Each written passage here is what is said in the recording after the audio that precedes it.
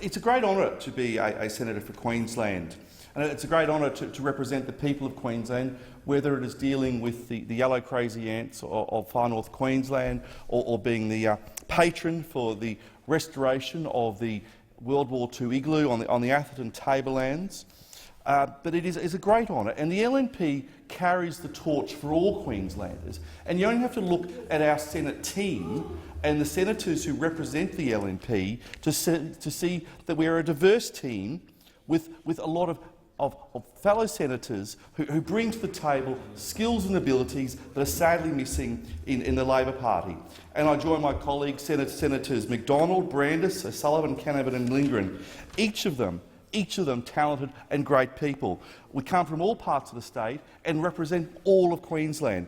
There's Senator McDonald in Townsville, the father of the Senate, who's been a lifelong champion for the people of North Queensland. We have Senator Canavan, based in Rockhampton, the new Minister for Northern Australia. Senator O'Sullivan has his office in Toowoomba in the state's southwest, and my office is in Nambour on the Sunshine Coast, between Sunshine Coast and the Wide Bay regions. And we've got Senators Lindgren and Brandis with their offices in Brisbane. And 2 weeks ago, we see the real difference between the Labor Party and the Liberal National Party in terms of the selection of our Senate team.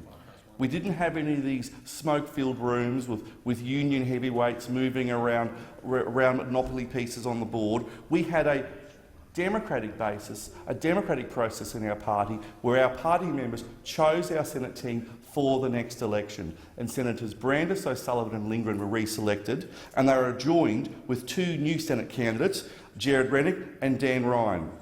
It's a reflection of the truly democratic nature of the LNP that these positions were decided on merit, not according to factional allegiances, as occurs in the Queensland Labor Party, where we saw Senator Mick Lucas and ordinary members overruled by union heavies and factional warlords. And we see that North Queensland is going to miss out with Senator Mick Lucas's replacement not taking over her office up in Cairns, but instead going to be based back down in the southeast corner.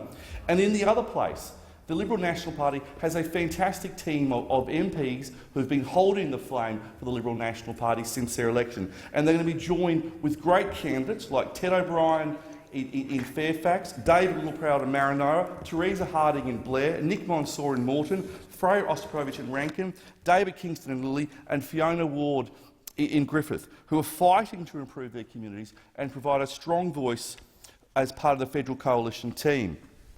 Now, this team, we are supporting innovation with our $1.1 billion innovation agenda to incentivise entrepreneurs and invest in education and research. We're opening up new trade markets with China, Japan and the Korean Free Trade Agreements and the Trans-Pacific Partnership, unlocking new opportunities for our exporters and our economy.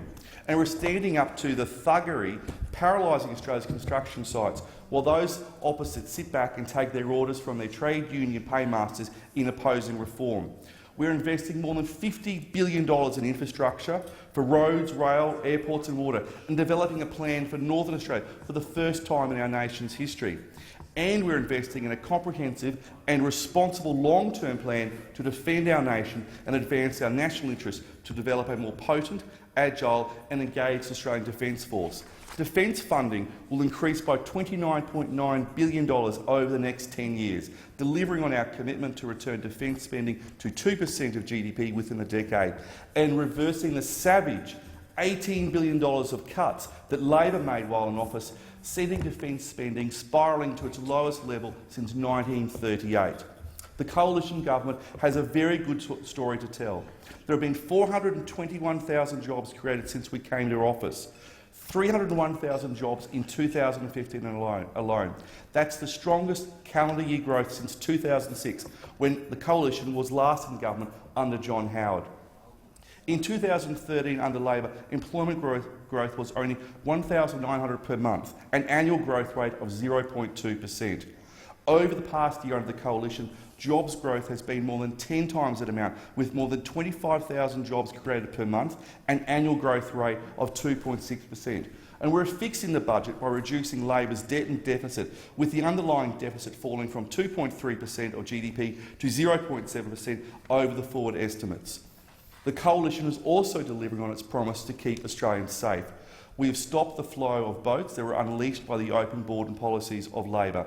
And unlike Labor, the Coalition will work carefully in assessing tax reform options rather than the Labor way of rushing changes that will hurt confidence, discourage investment and damage the economy, like the carbon tax and the mining tax and their proposals on negative gearing.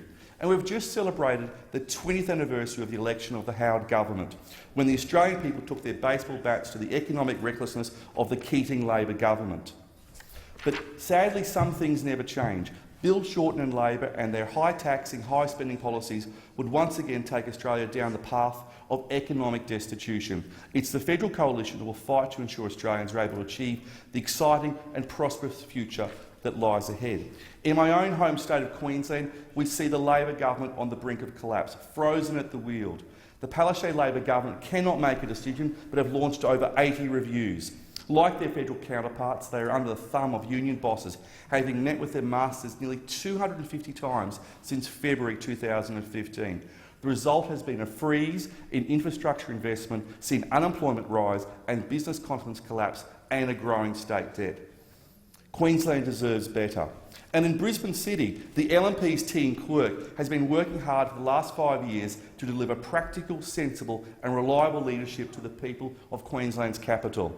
Lord Mayor Graham Quirk is passionate about making Brisbane a more livable, accessible and sustainable city where new jobs and opportunities thrive. Under Lord Mayor Quirk, Brisbane has become a hub for enterprise, education, innovation, culture and development. Team Quirk have improved public transport with over 1,000 new buses and 11 new CityCats since 2004 and high-frequency services to reduce congestion on city roads. They've delivered the Clem 7, Airport Link, Go-Between Bridge and Legacy Way projects, along with much-needed suburban road projects. Over 2 million trees have been planted and 500 hectares of bushland have been preserved. And the Brisbane City Council now uses 100% renewable energy. Team Quirk has made Brisbane more livable, delivering new traineeships, 100% low-floor accessible buses, free Wi-Fi in Brisbane libraries, parks in the CBD, as well as new parks and upgrades. Brisbane has seen more 4- and 5-star hotels built in the last 2 years than in the past 10 years. And Brisbane has been the home of world-class events like the successful 2014 G20 Summit, the Brisbane International Tennis and the Asia Pacific Screen Awards. But all we've gotten from Labor is another dirty smear campaign, which today has been discredited by the Crime and Corruption Commission. So what we get from Labor is more smear, more dirt campaigns, more debt, more deficit and deceit. And that's all that Labor has to offer to the people of Brisbane. It is vital that Team Quirk is elected at the local government elections this weekend so that we can keep Brisbane on the right track with new infrastructure, improved services and great amenities for the city. The LNP is the party that's delivering for Queenslanders, unlike the Labor Party and their union paymasters.